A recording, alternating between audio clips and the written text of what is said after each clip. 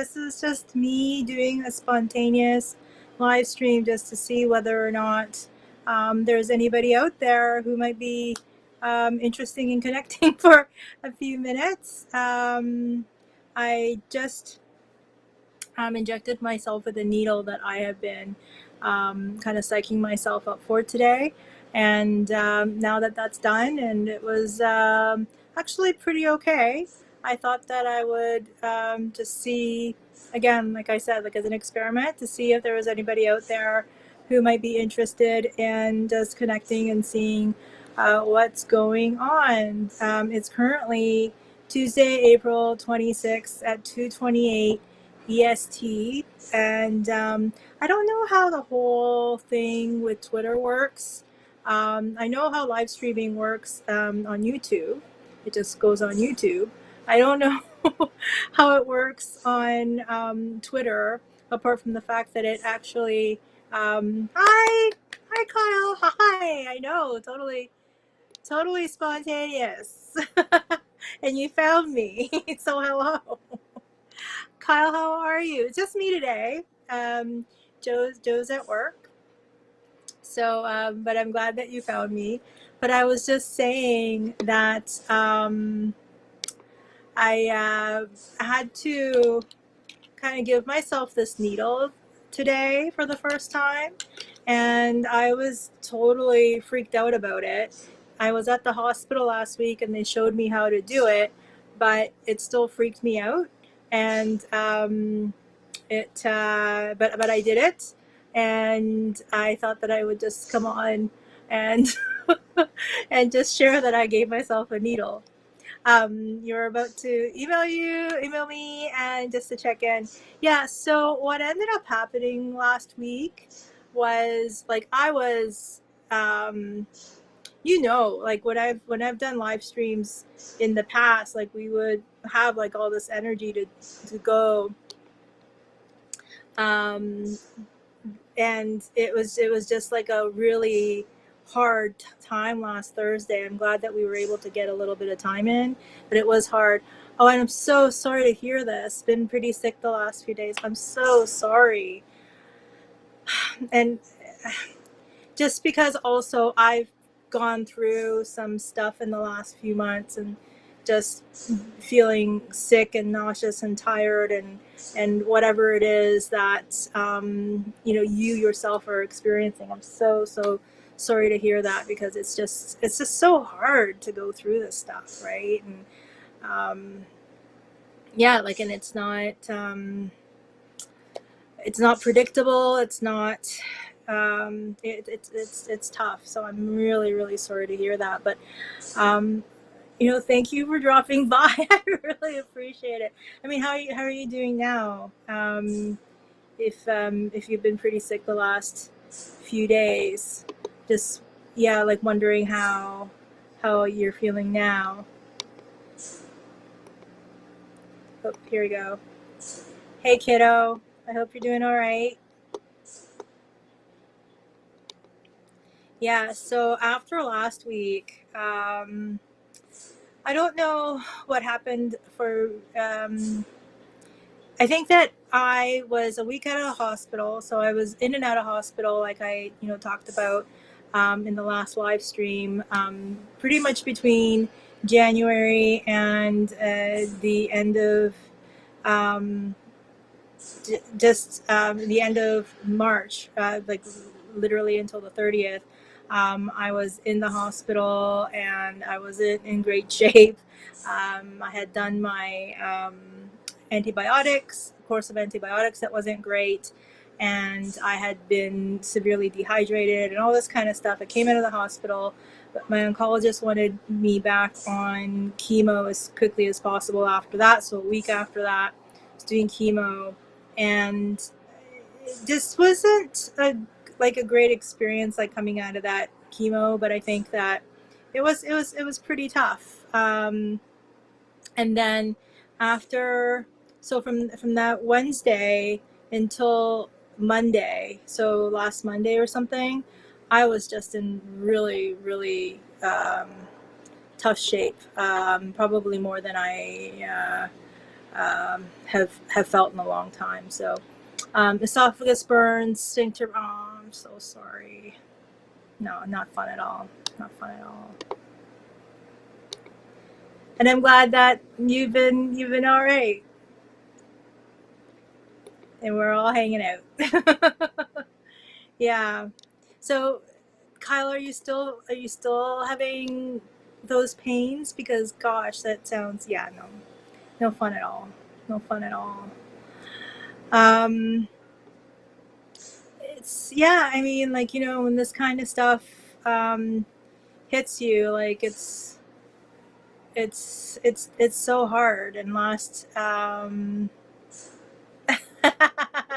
but really, I'm just a big, I doubt it. I doubt it.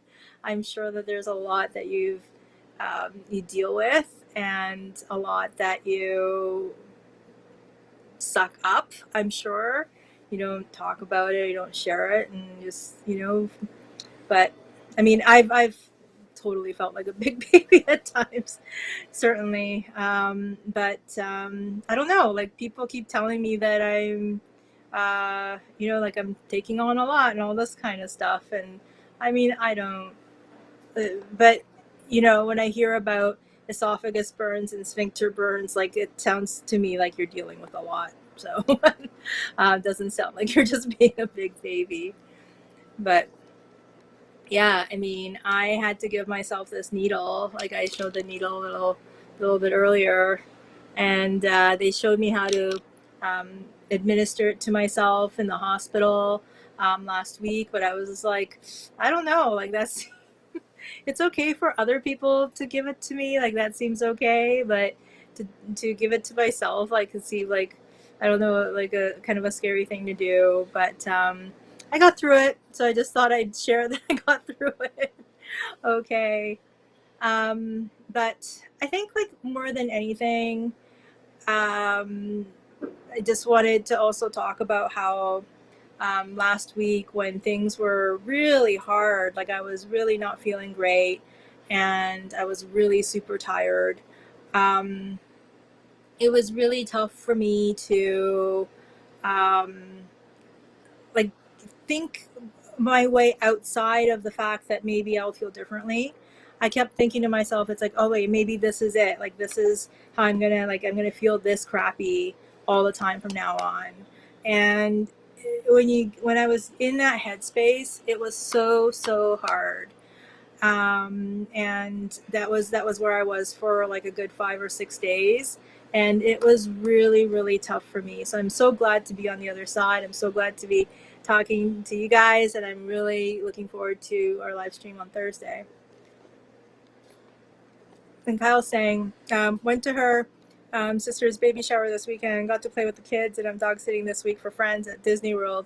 We'll send you smiley pics. Yeah. Wow, people going to Disney World. Yeah. um, Disney, yeah, we talked about Disney before. Joe and I were married at Disney World. And one of these days, maybe we'll share the video of that. Had the smallest wedding in Disney World history, I am absolutely sure of. And but it was a pretty cool experience. But I was just gonna say that it's a very pricey trip to go to Disney World now. My goodness, I mean, it was, I think, always on the pricey side of things, but yeah, uh, Disney is, I think, been it's become a very, almost like a luxury destination, which is kind of a funny thing to say for a place that's supposed to be geared toward kids. But um, he went to the baby shower this weekend. But that sounds like a lot that you did, Kyle, even though you haven't been really feeling that well. Or Disneyland, whichever is in Florida. It's Disney World that's in Florida. I could talk about Disney for some reason, like um, for like I'm not even like I don't know, like I don't think I'm a Disney file, but I actually know a lot about Disney, probably more than like I have any business in knowing. But Disneyland is the one in California, and Disney World is the one in Florida, because I guess they have a lot more land in Florida, so they have more of a world over there. Um, but I've never been to Disneyland. So there is a curiosity that I have only because I've been to Disney World a number of times. I would like to see Disneyland because it's the original of like Walt's, I guess his vision of what he wanted a theme park to look like, and he didn't get to realize or watch it, at least to see it and see what Disney World ended up being. But Disneyland was something that he did. He was able to see and have in the way that he wanted it. So I'm kind of curious about seeing Disneyland one day, maybe.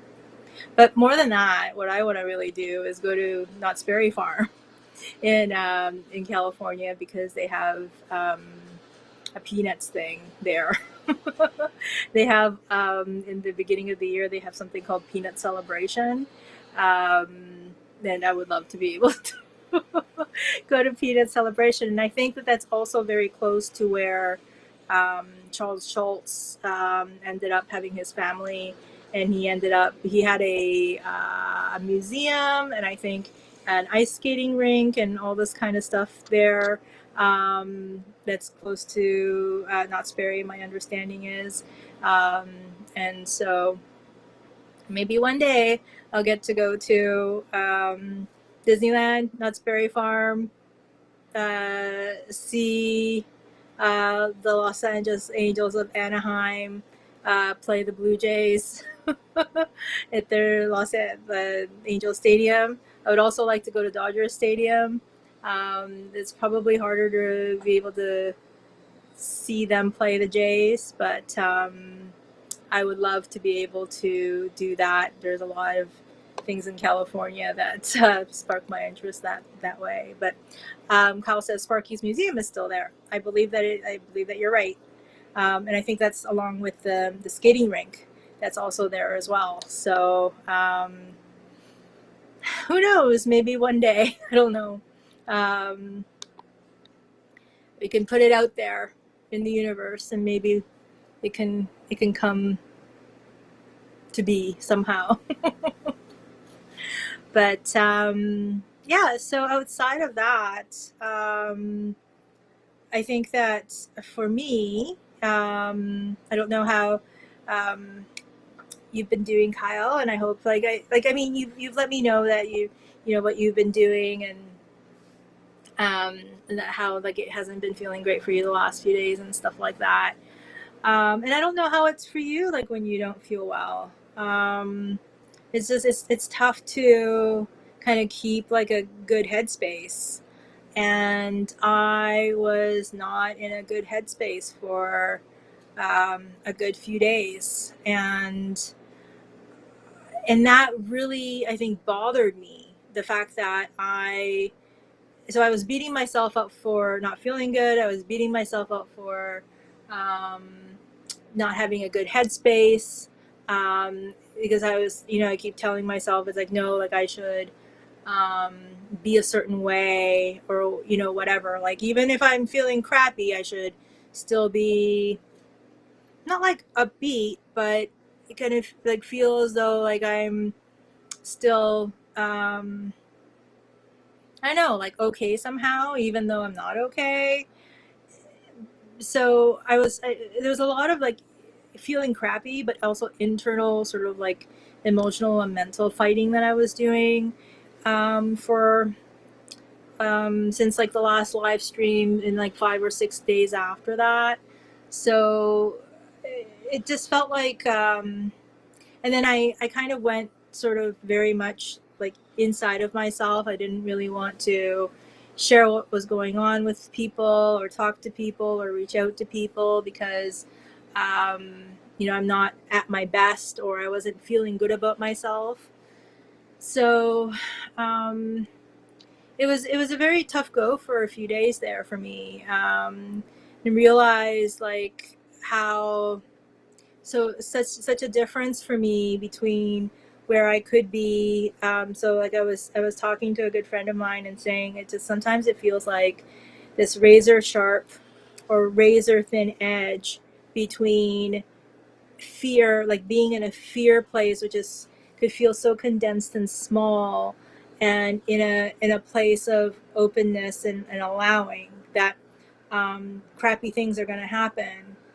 But and regardless of whether I that shifts or moves or not, like things always shift in some way, right? Like things are always going to change in some way. It's never going to be just completely static.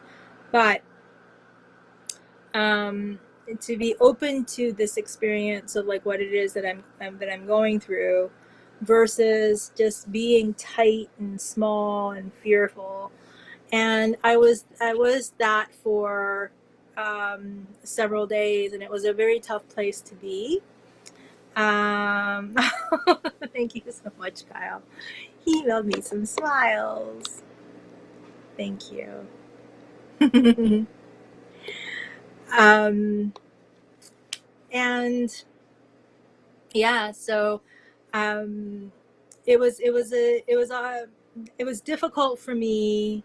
It took me some time to shift from this place of being in this small, scared, fearful, contracted place, and then getting upset and um, not just even just fearful, but critical and scared and all this kind of stuff, versus like this openness of okay, like whatever is happening, and even though it's not how I would like it to be, I don't want to feel like this. I don't want for me to be experiencing this, and I don't have to like it, but I can allow it, and I can allow it openly. I'm having this, my hands are like this open to the experience, and to just stay with it, because there's something a lot more expansive when I'm in that space, and a lot more things happen for me that I feel good about when I'm in that space, more than when I'm in a fearful, contracted place. So it took me a good little while to shift from that contracted place to a more open place, but I feel like I'm much more in that space right now. So I'm so thankful to know that that's still something that I have the ability to be able to do. And then as I was working my way through a lot of this stuff, I realized that part of a big fear that I have, is that somehow, as maybe my disease progresses and I experience the difficulties of what that's going to be, that I will lose the ability to be able to love. And that's the tricky thing that I realize, is like I have a fear that somehow I'll lose my ability to be able to love. But that's a big piece of something that I discovered within myself in the last few days, and I'm still working through that. But I want to stay open to all the experiences that will be coming.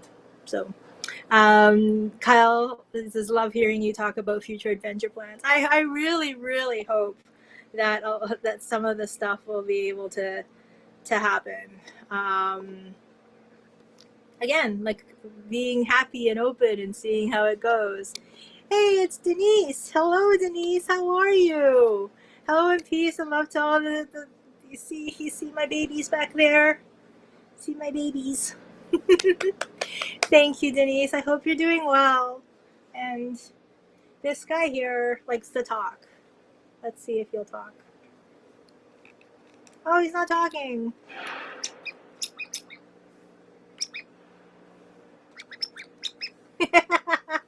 I love this guy. He's one of the first guys that when Joe and I first started seeing one another, we went to a flea market, and he was just there, and he was perfect, and he's vintage, I think, from a long time ago.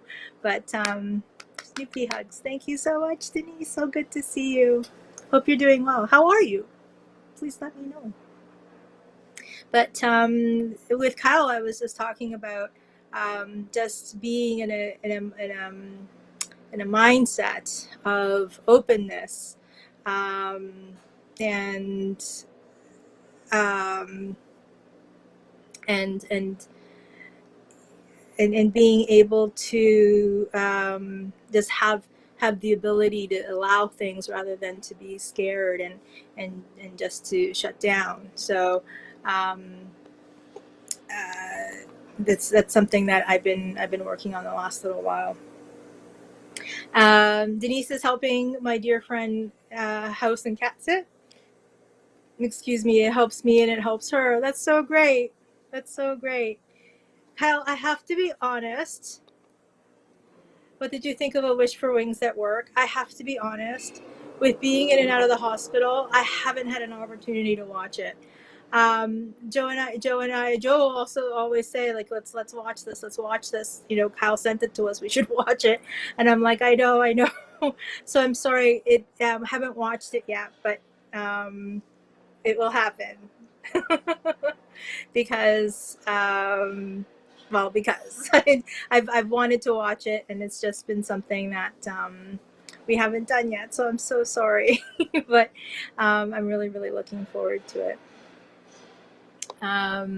It looks like Kyle is dog sitting for his friends, and Denise, your cat sitting for your friends. Thank you for understanding, Kyle. I really appreciate it. um, We also had another thing that happened with Joe and I. So um, one of the things that so our family, our immediate family, is Joe and myself, and until very very recently, we've had three cats. We have Kudo, whom I think that we've seen a number of times on these live streams, because she's a black cat, and she is Joe's sweetheart. They love each other, like they love each other's. They like, I will tell the story, you know, until the cows come home. They locked eyes at each other, with each other, the Humane Society, and this was like, you know, 14 years ago, and they have not stopped loving each other. Like, it was love at first sight, the two of them. It's insane. So the two of them, so we have Kudo, um, and then we had the two gray cats, and they were Squishy and Sega. And while I was in the hospital a couple of months ago, Sega got very sick very quick. And she actually, we had to put her down while I was in the hospital. So I didn't get to say goodbye in person, which was a really, really hard thing. And Sega was also our youngest. So even though they were just about like 2 years, Sega was 12,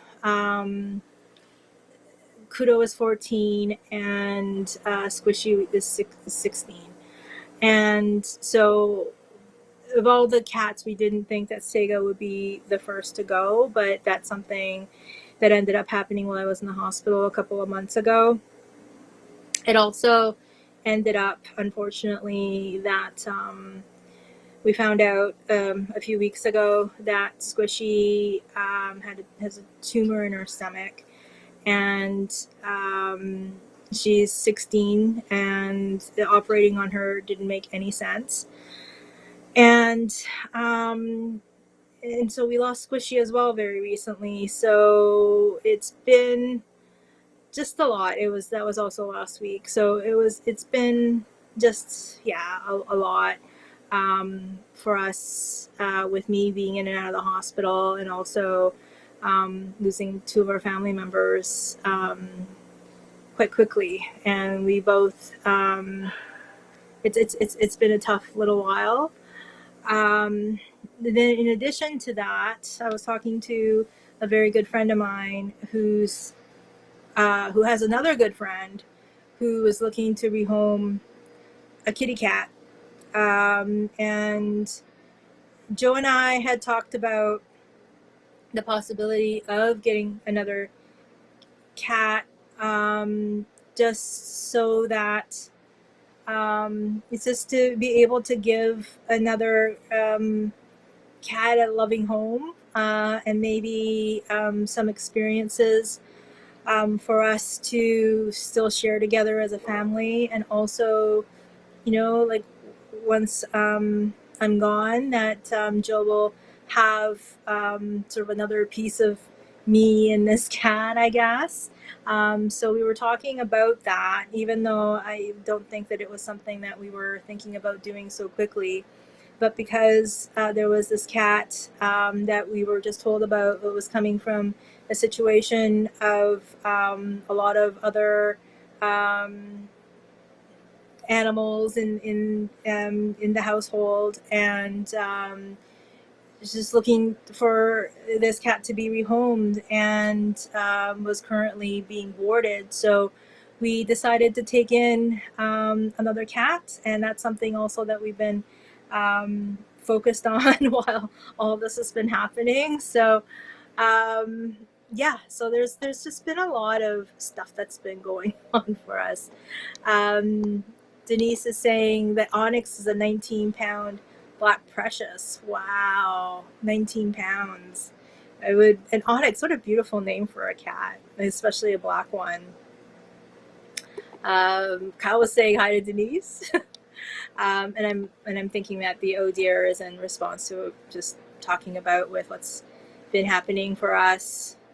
Your fur kitty is about, oh, your kitty is about 15 now. I know, and there's such and every one of them has like such a personality, and they're all so um individual to who they are, and it's a pretty amazing thing. And even this new kitty that we have in our household, her name is Hazel, and she's pretty cool. She's a pretty cool cat.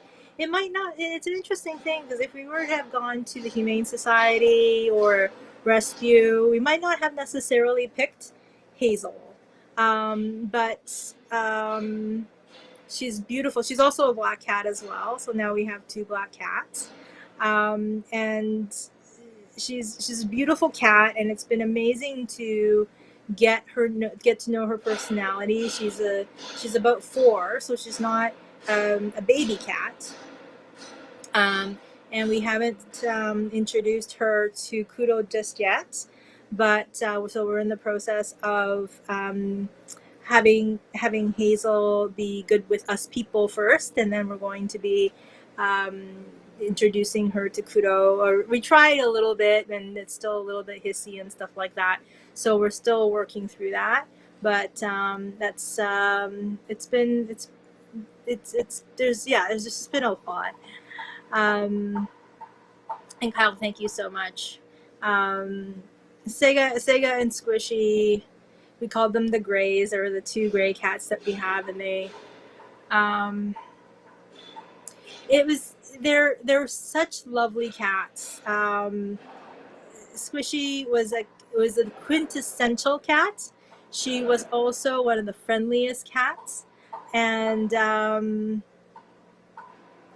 and she was just so gentle and so amazing and just so solid. And yeah, like just miss them so much. And I don't know. I wonder if like there's people who might like judge our decision and stuff like that, and decisions for maybe having this new cat come live with us so quickly. But it just happened to be that it worked out in this way, timing wise. And so just wanted to give this kitty cat who was looking to be rehomed a new place.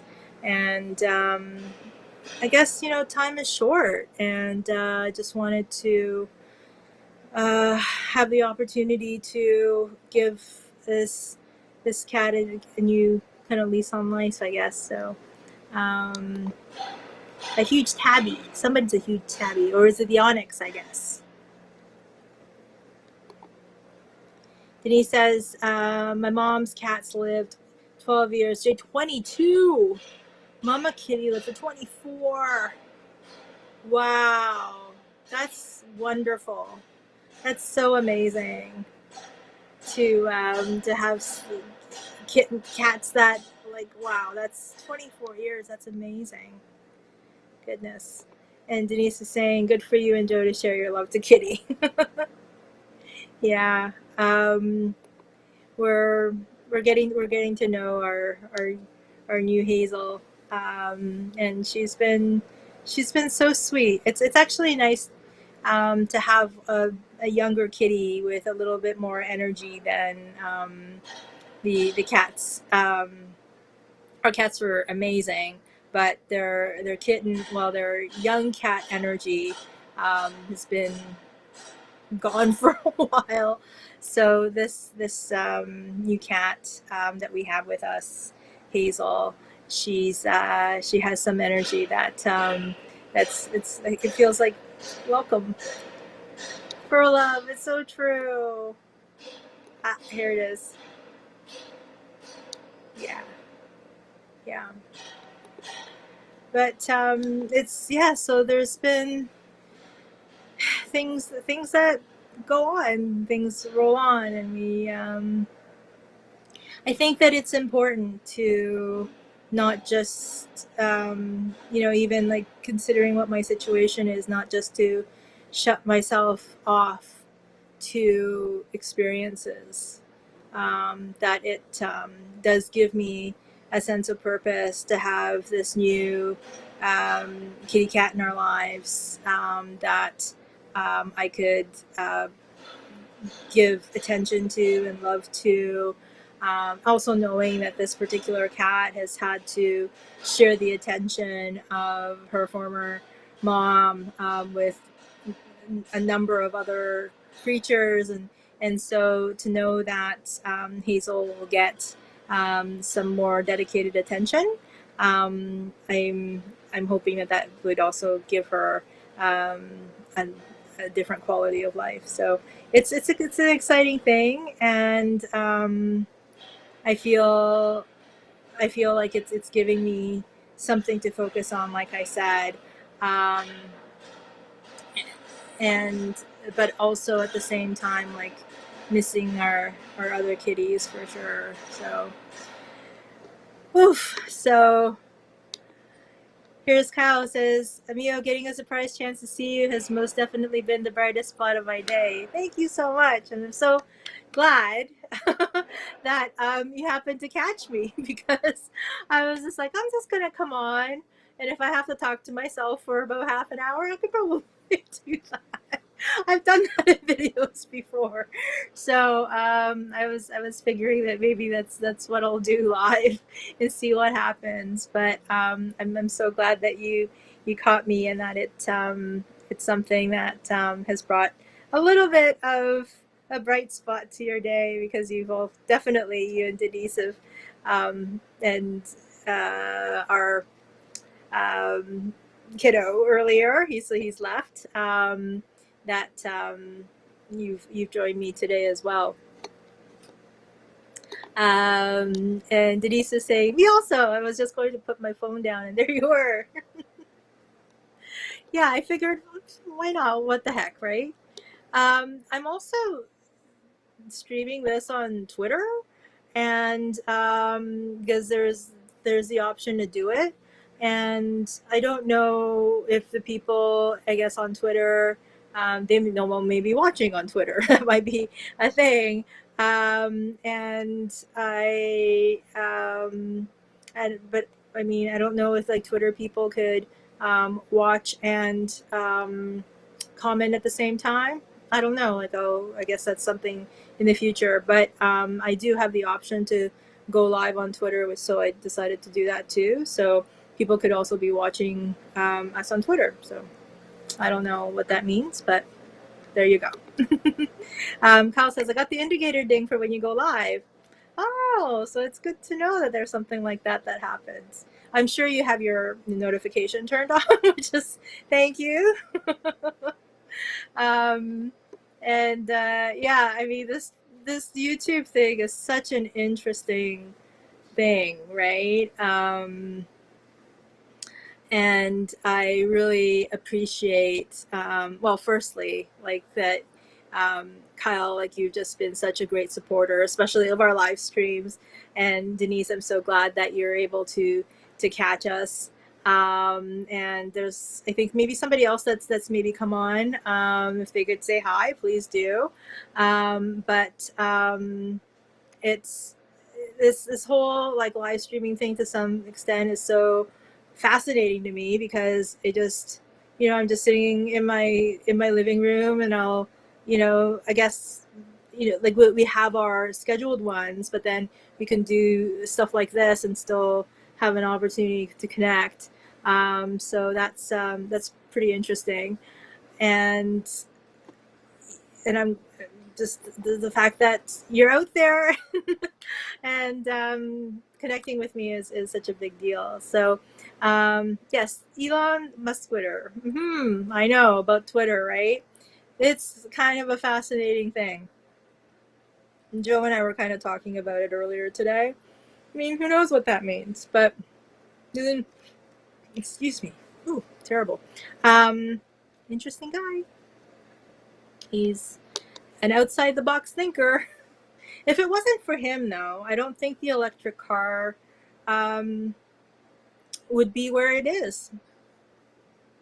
He's really pushed the envelope on how like his vision of how electric cars should be in the world and have like charging stations and all this kind of stuff. So he's a he's a guy who has made a lot of changes in the world in a lot of different ways. Let's just see how it ends up with Twitter. I was very surprised that that was something that was announced yesterday. I'm be very surprised if it actually goes through, because I think that they have to get approval for certain things like this, right? I think FCC or something. I don't know, but I'd be actually surprised if they allow it, if they do need some kind of um, approval or something like that. But I guess we shall see. It'll be interesting. Yeah, I mean, yeah, I guess someone who is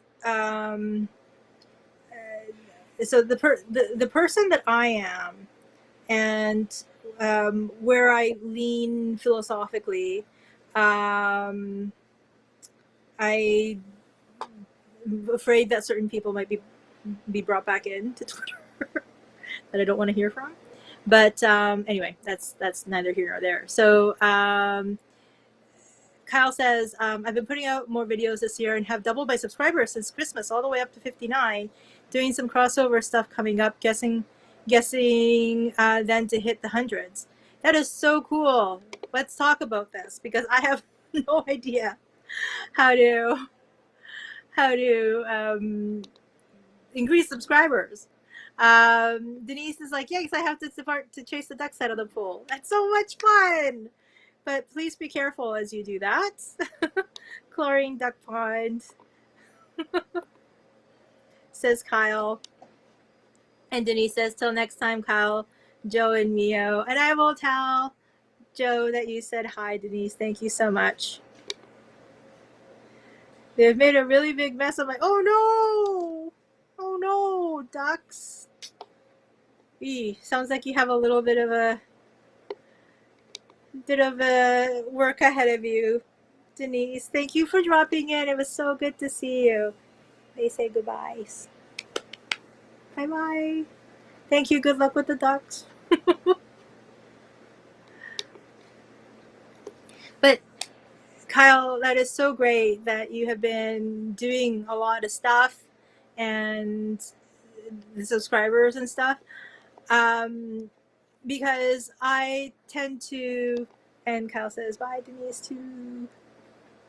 Because I, put up videos and I get kind of stuck. And I don't know about numbers and stuff like that, to be honest with you. I just want to be able to inform and help or provide something useful or valuable or something like that. I'm not sure. I think a lot of people in my situation or something similar to my situation, I think one of the things that they say is that you want to leave like some kind of a legacy and stuff like that. And definitely there is some part of that. I think like when I talked to Joe about starting this YouTube channel, um, there was talk about like, oh, there's somebody there that like when I'm no longer here, that Joe can come and um, still be with me or see me or to recall some things with me and things like that. So that's one of the reasons why we have the videos where the two of us, go out and do stuff together. So that's something that he can still have access to. And so there's sort of like this legacy piece about like somebody in my situation wanting to leave behind something. But and maybe that is a big part of it. I have no idea. It doesn't really hugely resonate with me. I really want to be able to just share things that could be helpful or valuable, or also maybe show that just because life can turn out in a very different way than how maybe we were all thinking that it would happen, that it can still be a life. Like it doesn't have to just be a big giant ending and that be a thing. So in the last year and a half ish, there's been a whole bunch of videos that I've uploaded to this channel, and I'm sure some of them have like 2 or 3 watches or whatever. But at the end of the day, like I just want to show that some of it is like a journey thing, and some of it is informative stuff. But I've also been getting maybe some feedback about like sharing specific things about my situation and stuff like that. So I don't know if that is going to resonate or whatever. All I know is that if I get to 500 subscribers, it would mean that I can have like a community tab or something, so I could communicate via not just sort of the shorts, but I can like type comments and things like that, I think, into a community tab, which then means that subscribers could see additional information or whatever. That's more of a text-based information. And if subscribers hit 1,000, there's an opportunity to monetize. Which I mean, I don't think that that's gonna be anything that I'm gonna. I don't know. Like I don't know that that's. I was hoping at some point that was maybe a possibility, and maybe it still is. I don't know, but as of now, it looks like it's still a ways away. So. Don't know how that goes. So Cal is saying I really started showing off my mini gems and telling my stories getting shared by larger YouTubers. Just keep blowing people away with the museum quality stuff I have lots of. Of course, that makes so much sense. That is so great. And I love that people are learning about you because you're so awesome and that you're getting shared by other folks. That's amazing. That's amazing. I wish I had something that could blow people away. And it's not just your stuff that is blowing people away. It's you and how you've curated all the things that you have and your experiences, and your knowledge of all those things as well. Because it's not stuff without context, right? So it just really is a reflection of how this what you've been doing over all these years and your experiences are of so much value to people. And you say that I just got a care package today from Côte Saint Luc in Montreal, filled with comics based stuff and Marine Corps related sheet music from the World War I era. Wow, that's a fun thing to get. The care package indeed. That's amazing. But that's so great, and I could totally see how there'd be so many people who'd be interested in seeing your stuff and getting, and just being able to see all the things that you've accumulated, and not just your collection, but again, like your knowledge and your genuine care for the things, I think, right? Because there's so many. I'm not a collector. Joe's the collector in the family. If anything that we collect together, it'd be cats. It turns out. But the one thing that I have noticed in collector YouTube is that there are people who are in it for the love of collecting, and then there are the people who are in it for the money. And I am so, like, I get kind of turned off by the guys who, especially the comic book and and maybe some of the collector card guys and stuff like that, that are just so about the um it's just about the finances, and it's all about just how much money this and that. And if they have graded comic books, like let's see if we can get it pressed and make more, like, and get a better grading, and we'll do this and do that. And it's just I get that part of it too, and I guess that's an interesting part of collecting if that's what people are into. But there's something about it that just seems too impersonal, I guess, or something.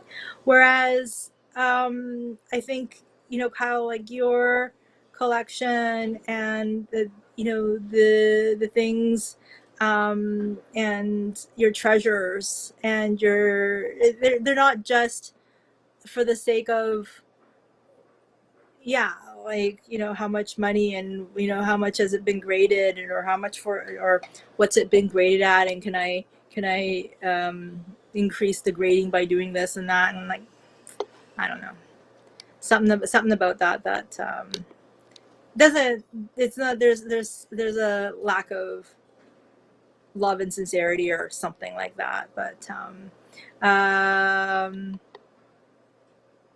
oh, okay. um okay, so here we go. So I'm actually learning a little bit more about what people are seeing on Twitter or not seeing on Twitter. So that's really helpful, Cheryl. Hang on one sec. Okay, so Kyle says your smiling, contagious laughter is the grandest of treasures. The princess. Thank you so much. But I don't know if that's enough to get more subscribers to the channel. Um, and it sure beats the hell out of when I was younger in a Chippendales knockoff dance troupe. When that was all my stuff that people.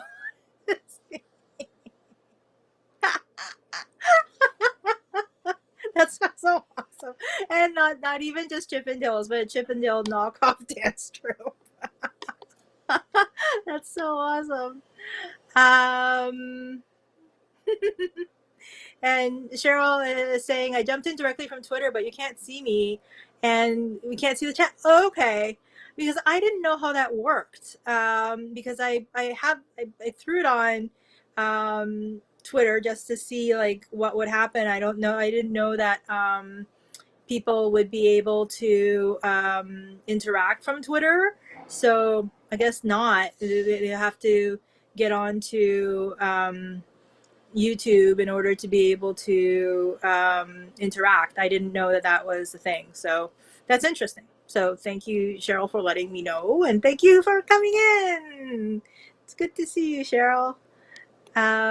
Denise is saying, please view Hagen 2 Cents June 2020 series. They captured what it would be like, captured what would be my last Vegas travel with my beloved of, I'm sorry, I can't see this completely, of 22 years.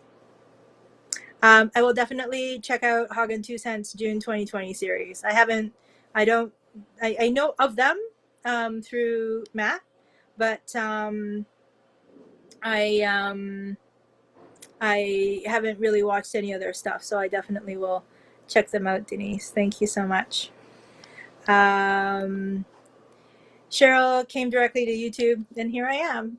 I figured I'll just come on. Like I was just saying, like I gave myself this needle. I think I've been talking about this needle all morning, and I thought, like, I was brave. I gave myself a needle. I'm going on and doing a live stream. And Hagen 2 Cents. I know that they have been in a number of the Matt Bridger videos, but I wasn't familiar with their actual videos. And that's great that you were able to make friends with them on YouTube. And I know that they are good friends of Matt's as well, because I have seen them in a number of his videos. So definitely check out the one from 2020 for sure. I get to see you, see more of you, because I saw from before the recent one with the Matt, the Something Fest. I did see, but I would love to see more of you and your beloved as well. So, Kyle says, I recently landed a 1925 funny Wonderbound volume of Charlie Chaplin and other cartoons, which originally belonged to the London Museum. My goodness, like how do you, this is like Moon Knight stuff. How do you get your hands on these things? Denise, not at all. You did not break into a conversation at all. Like it's all freeform stuff that's going on here. So thank you for letting me know, because I'll definitely check it out. And Joe was just telling me that there's a new Matt series. I guess he is in Vegas right now. So I'll have to check that out as well. So didn't break into the conversation at all, so please don't apologize. Kyle was saying it was just traded a few fancy comic books for it. Well, I guess the quality of the quality of the collection that you have, you're able to do this kind of thing, which is I think that says quite a bit about your collection, right? The fact that it's like, yeah, I have a few, and it's get some stuff from originally is in the London Museum. So that's pretty awesome. And Kyle says, Denise, you're always part of the conversation. Yeah, it's true. And I hope things are going okay with the ducks. But it's like I'm just still a little bit blown away by this. You said that you recently landed a 1925 Funny Wonder volume of Charlie Chaplin or the cartoons. It's like, my goodness. And maybe one of these days, like we can have a chat, but just even wondering how this kind of thing ends up being facilitated, even, right? Like people have collections, I guess, like you just and kind of, I wonder if it also comes from being able to share some of this stuff on places like YouTube, and you might start getting people who are interested in maybe something that you have, but it seems to me that you have quite a web network. of people that know the kind of things that you're looking for, and are maybe looking for the kind of things that you have, so that you're able to do this kind of thing.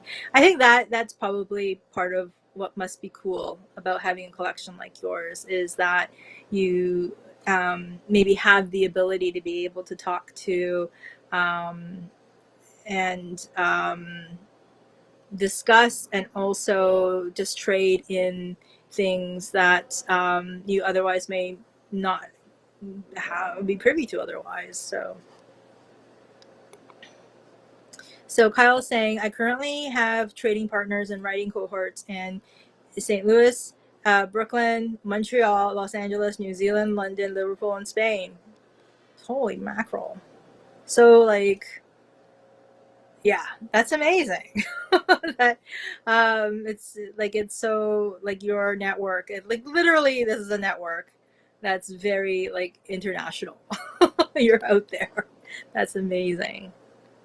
And I think it's so cool that yeah, like writing cohorts. That's so cool. I wish I had a writing cohort. I'm actually thinking, well, I won't necessarily verbalize what I've been thinking, but because I want to maybe see if it's a possibility. But I don't know, like something about how to tell my story in some way. Maybe this is another sort of like legacy piece or something like that. Um, but I don't know um, if there is a story to be told when it comes to me. But if there is, I need to get help in figuring out how to tell the story, or what kind of story to tell, I guess, or how to tell the story, or what the story is, or something. All I know is that just because you have like a jumble of ideas and things like that doesn't necessarily mean it makes for anything. And I don't know that I'm good. I'm someone that's good at being able to create a narrative. And so I'm thinking if I can somehow get help with um, a narrative, and somebody who's outside of me that could maybe craft something like that for me, to help me do that. I think that maybe I have something to say. I don't know. Kyle is saying, "Oh, is networking. I'm also being made a federal agent in a book soon to be published." What does this mean? A federal agent in a book soon to be published out of Canada and New York. What do you mean to be made a federal agent? Kyle, what does this mean? And I've started releasing likeness rights and segments of my life story. My goodness, what's happened in the last few months? This didn't seem like something that you were doing until recently. Or am I wrong? Maybe you've been doing this for a while. It just seemed like you weren't, though. I could be wrong. You let me know. Someone's washing hands. I'll say hello, but I don't know why you're washing hands.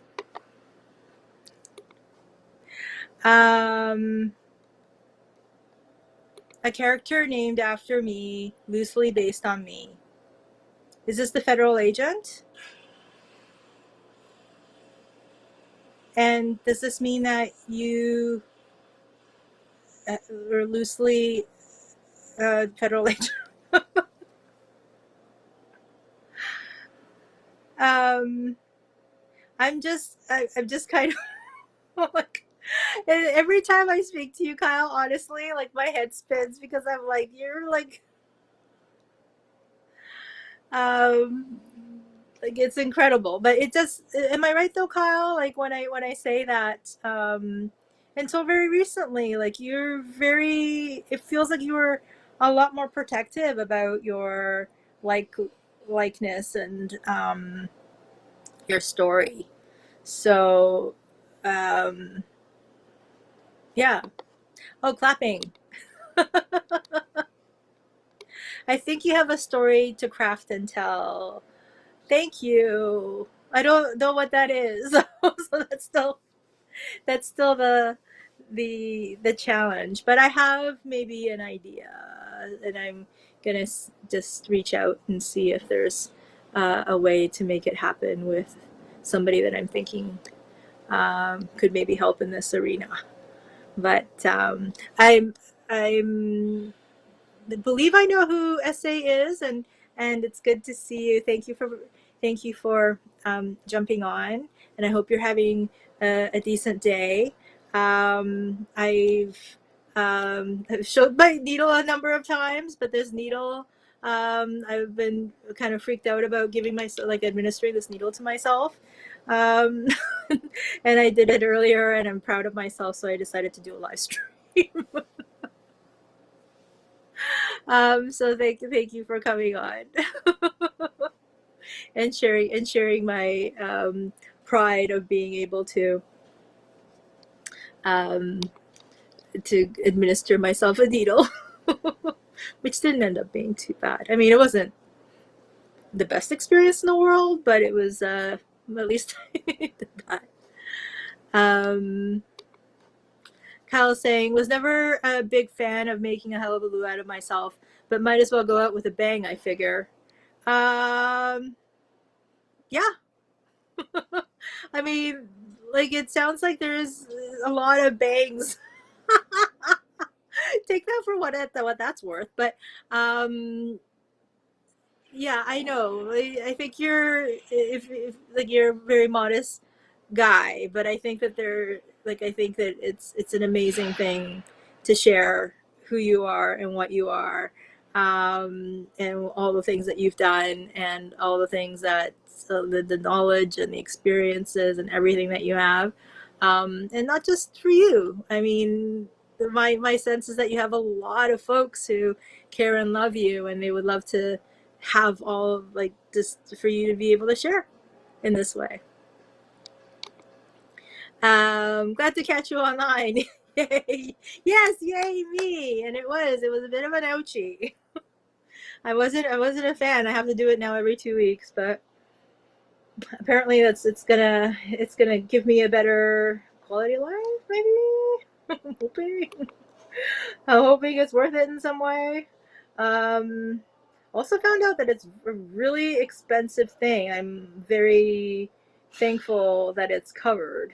Um, but yeah, so this needle was very pricey, but thankful. But it was also, I think, on the Twitter verse. I've been sharing that it was a tough last week, and I was in a place where I was in a closed mindset place, in a fearful place, and it was a tough kind of like weekish or so.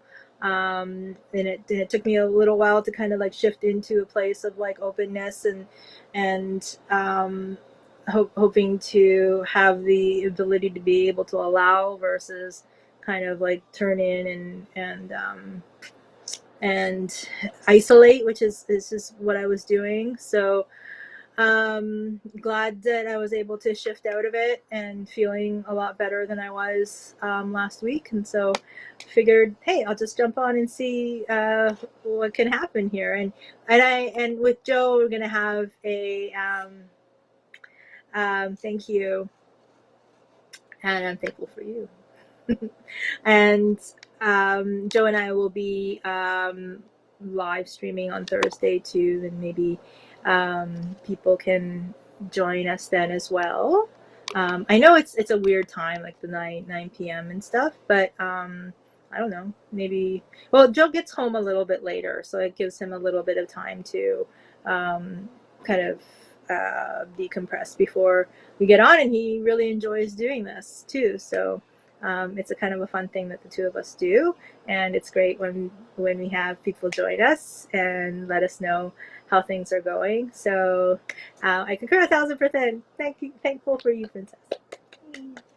This thing that the princess thing, I realized, like, And thankful for Joe too. Joe's a good guy. I don't know, like I didn't have like much of like a princess culture growing up. I think that there are like cool Japanese princesses. Like there are stories about Japanese princesses and things like that. And but I didn't really relate to those. I certainly don't really relate to Disney princesses, really. But just this idea of kind of like regalness and like I mean like a very I think in some ways a stereotypical kind of princess, but not like Disney princess. I don't know. There's something about it that really that oh, you know what it is? I just figured it out. Okay. So my dad with me growing up was a guy who wanted to um, impart certain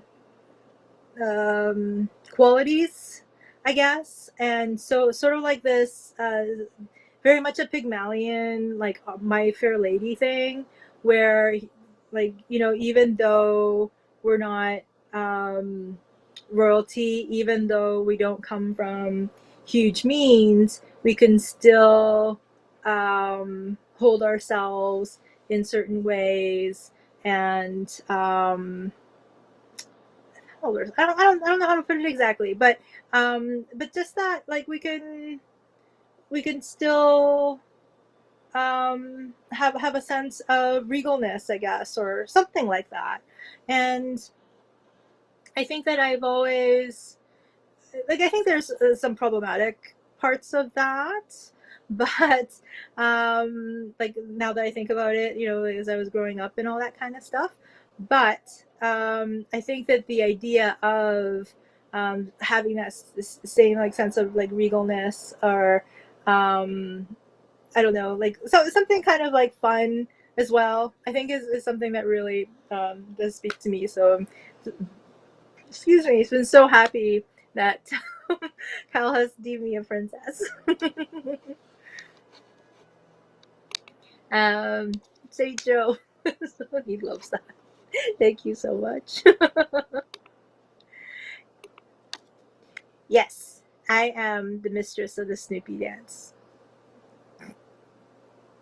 And I am all about. I think Snoopy is a prince. He's a very special being, and I am all about the special beings. And so is Woodstock. Woodstock and these guys, special, very special. So that's interesting about Twitter. Um, that I guess like people are able to see me, but they're not able to interact or to comment. So that's weird. But I have to. I guess maybe I need to look into that a little bit. So maybe there's no point in streaming to Twitter if people can't necessarily um, interact. I've always related to Joe Cool. I could understand that. Cool guy. The RYs being Snoopy and Woodstock. It's so true. They know what's what. I don't like these kids. Dumb kids. Those dumb Peanuts kids. Not a fan of them. Why? Why do they have to be so dumb? And they're all like caught up in their own stuff all the time. This is for decades and decades, the same things. um, it's funny. It is to me anyway. But yeah, I'm feeling so much better than I did last week, and I'm so happy for that. Oh yeah, the foot. I honestly, what is wrong with those people and the stupid football? I mean, I get it. I get it's a gag, but does it really have to go on for like decades? Decades. Come on. I mean, it's a gag, but I get it. Kyle says, though I'm actually more of a tuba player. Do you play the tuba? Do you really play the tuba? Because I know tubas are hard to play, but it wouldn't surprise me if you played the tuba. But Opus is super cute. Yeah. So I think one of the things I wanted to ask at some point is, um, what kind of like videos people might be interested in seeing. And so with like a live stream, like I can just come on and interact, which is cool to do. But on one hand, I was talking earlier about like subscribers and stuff like that on YouTube, which like, yeah, like it'd be great if more people might be interested in the stuff that we do, or like it attracts subscribers and stuff like that. But at the end of the day, I'm more like, well, share what I want and hopefully people get some kind of value or something out of it.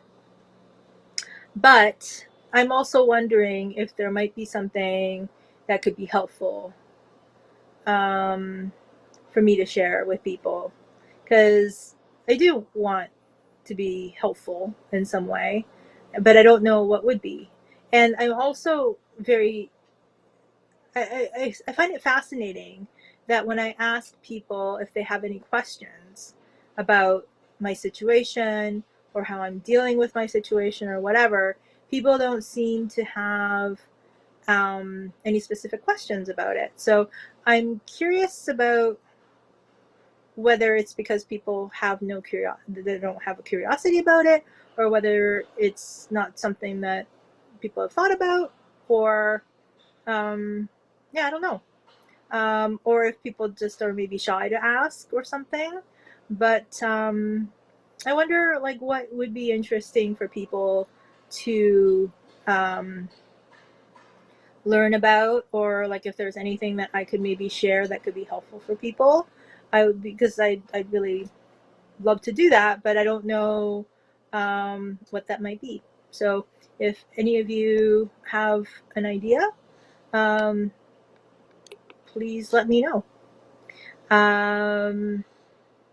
You play the saxophone, keyboard, and the guitar, but Opus plays the tuba. That's what I kind of figured. I figured Opus was a tuba player. But that's the saxophone, keyboard, and guitar. That's quite a bit of stuff too.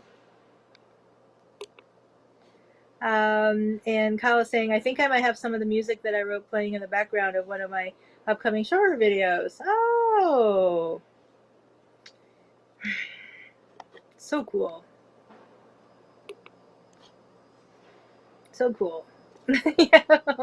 all these experiences and things. It's so cool. Like recorded music. Hmm.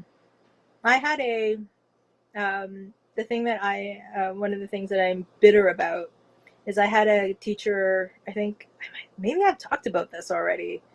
So maybe I don't have too many stories. I had an eighth grade teacher who sort of, a music teacher who sort of, for whatever reason, had it in for me, didn't like me, just picked on me in class, to the point where I was really stressed out. I had like panic attacks and things like that. And my parents at one point took me to the hospital one night because I was having a panic attack about the fact that I was having music class the next day and I was probably going to get picked on in front of the entire class.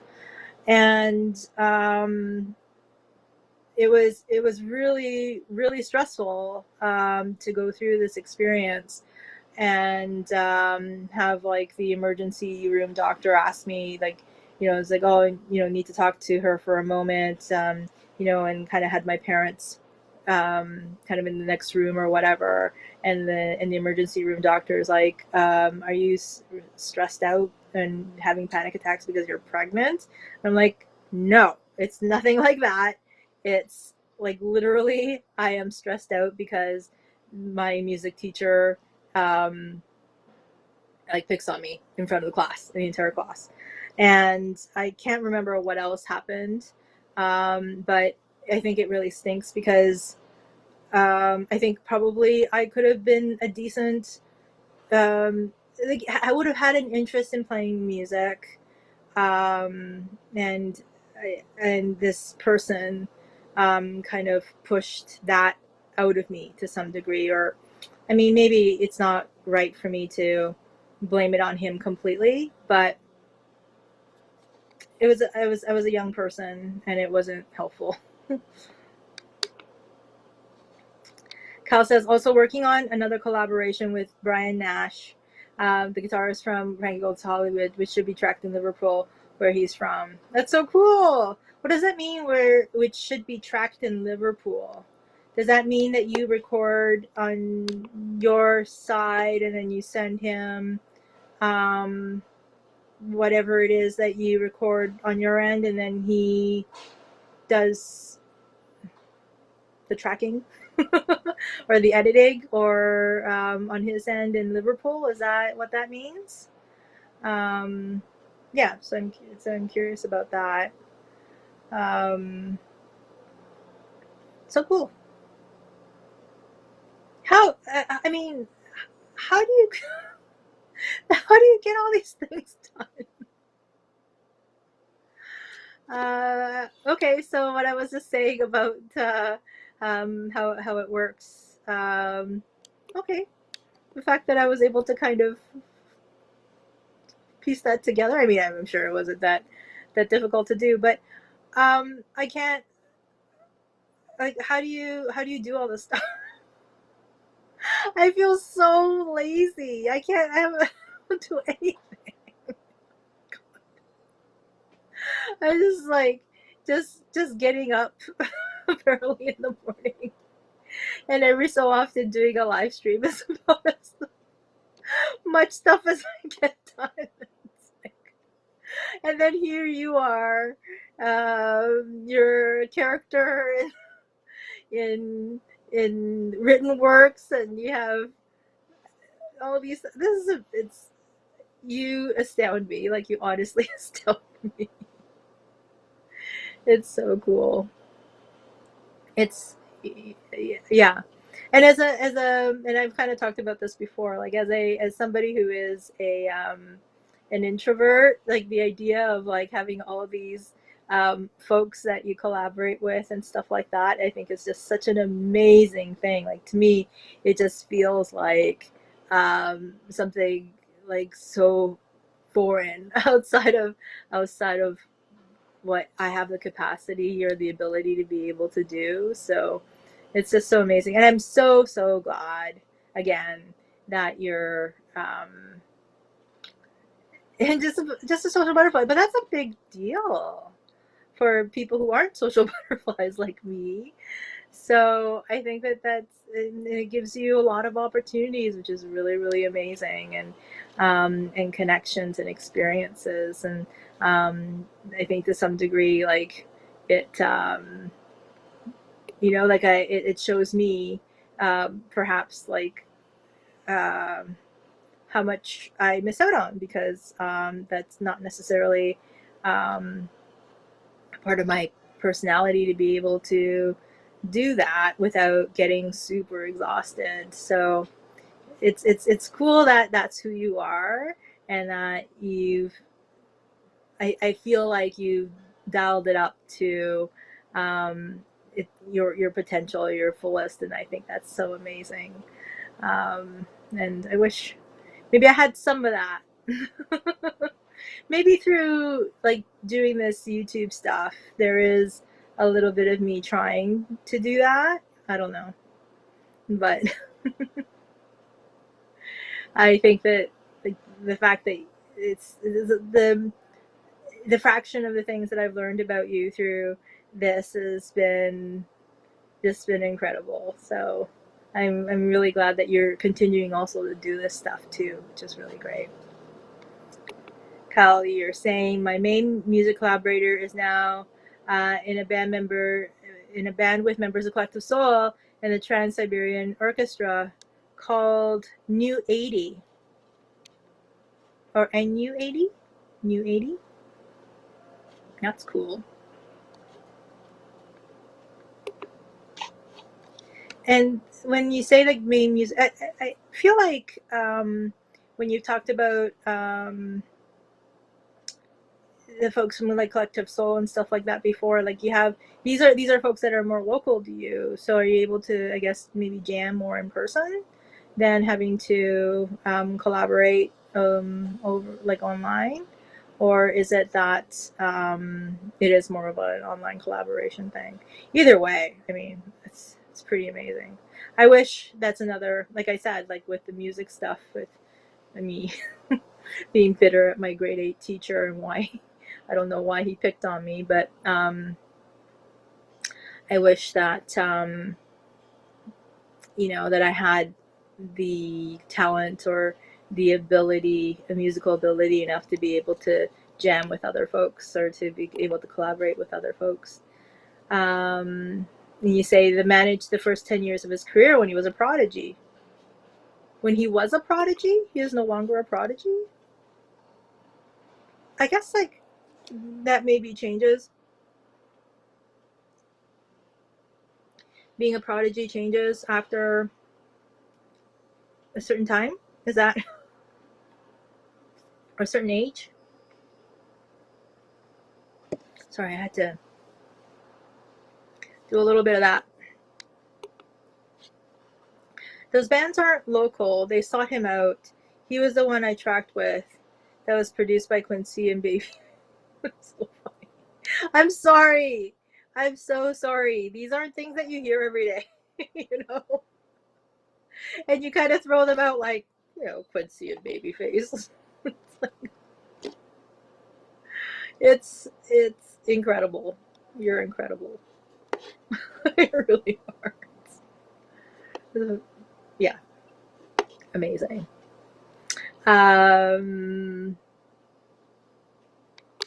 So your main collaborator is a child prodigy, I guess. Started when he was 14.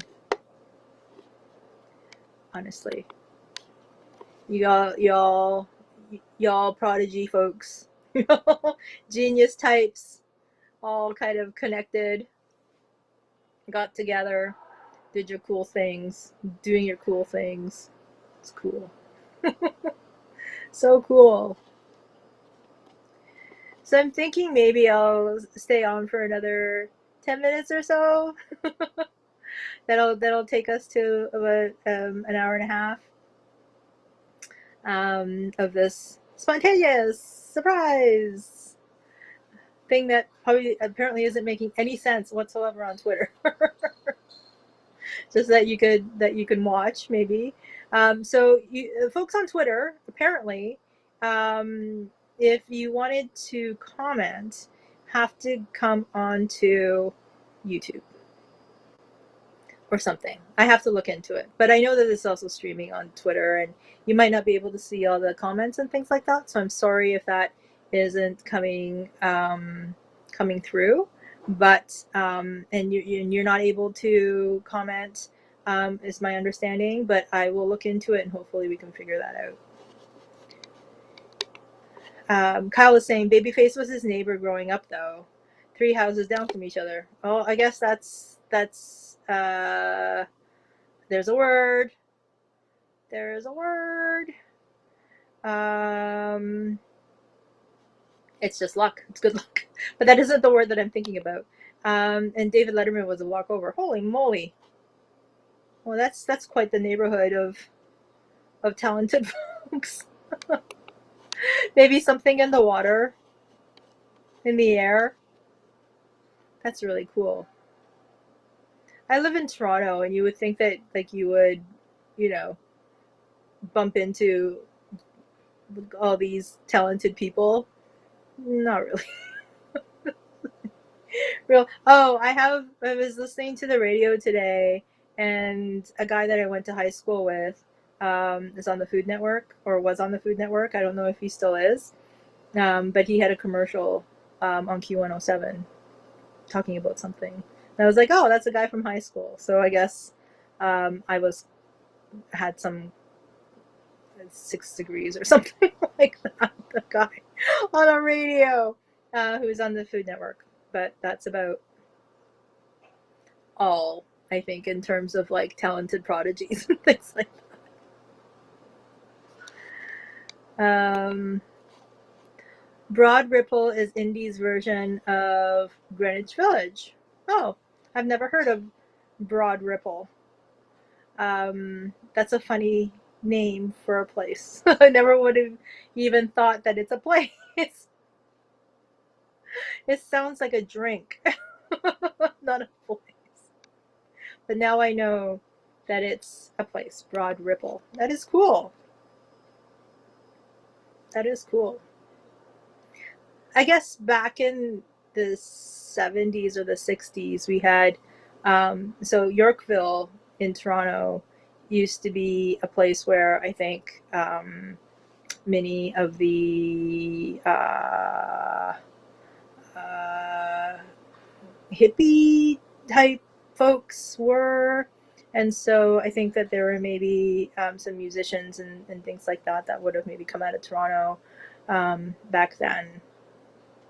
But I don't know. I don't know what and I guess maybe I kind of lost touch with the kind of stuff that was happening in Toronto after a while.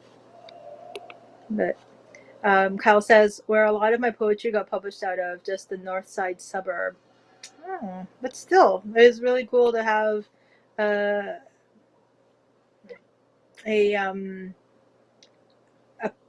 a movement, a community, yeah, just the ability to have those resources and a community that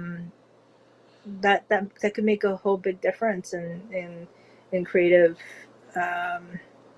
creativity and sort of innovation and creativity and so forth. So that's really cool. Kyle saying Kurt Vonnegut grew up there and went to school with my grandma. Wow, that's really cool. Honestly, Jesus. I don't have, like, my high school burnt down. I mean, that's the only thing that I could tell you that was, I mean, I'm sure other things happened in my high school, to be fair. I just don't know about them probably, but in the last few years it's burnt down, which is really sad. But that's cool that your grandma went to school with grandma again. It's honestly, you like every time totally blew me away, all this stuff. Honest to goodness. Anyway, I am gonna, I think, end the live stream in the next few minutes. Just because I think you can only get so much of me in a week doing a live stream that could be interesting, and we'll definitely be back on Thursday. Kyle says Indianapolis is a small town of 1 million or so, but that's still a decent size city. I wouldn't say that's a town. It's more of a city, I would say. And you also say that John Mellencamp dated my cousin in the 70s. Is it Diane? No, that was Jack. Maybe he could have changed his name though, just for the song. That would have been funny if your cousin's name was Diane. If it is, I'm gonna cry because that would be crazy. That's so many crazy stories. Honestly, this is so like it's just you just blow my mind. Honestly, every time, every single time, so much fun. But yep. So I'm gonna get off in about a minute. I hope to. Oh, Diane was based on his first wife. Okay. Not your cousin, who wasn't his first wife. Okay. Um, I, I hope we'll be able to make it, Kyle, on Thursday.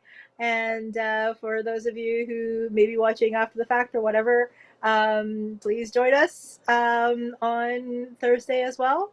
And if you're on Twitter, please come on over to YouTube because this is apparently where you're able to comment, whereas on Twitter, I'm not seeing your comments from Twitter. So sorry about that. Kyle says, I have a demo recording of his when he was a teenager doing cover songs. That's John Mellencamp. Like you just need to open a museum, Kyle. Honestly, right down in the middle of Grand Ripple. What did you say? Broad Ripple. This is where you need to have your museum. Got my alarm set for Thursday. Woohoo! And by then, hopefully, you would have signed a lease for your museum in Broad Ripple. Please, please. Okay. I am going to sign off now. Have a good couple days, and I will see and hopefully see all of you, Kyle, and other folks. If you want to join in, please do for Thursday. And I look forward to talking to you then. Bye.